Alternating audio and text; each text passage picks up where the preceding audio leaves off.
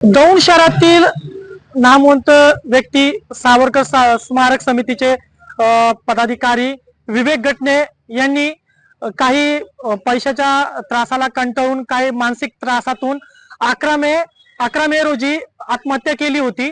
आणि त्या आत्महत्येमध्ये आत्महत्या करत असताना त्यांनी आहे सुसाईड नोट, त्या सुसाईड नोट मध्ये काही लोकांची नावं देखील त्यामध्ये नमूद केली होती।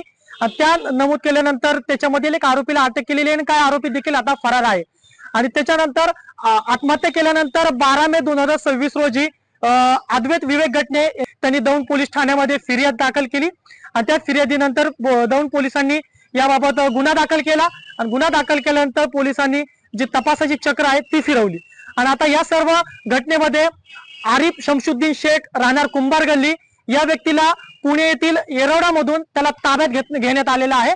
आणि ताब्यात घेण्यात आलेल्या आणि आधी जे उर्वरित जे काही आरोपी आहेत त्या आरोपीचा तपास सुरू आहे। नक्की या सर्व तपासामध्ये ते उर्वरित आरोपी कधी मिळत आहेत, पोलिसांच्या ताब्यात कधी येत आहेत यावर आता सर्वांचं लक्ष लागलेलं आहे।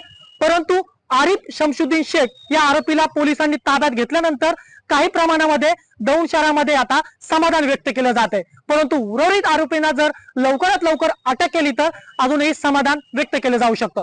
पवन साळवे, न्यूज अनकट, दौंड।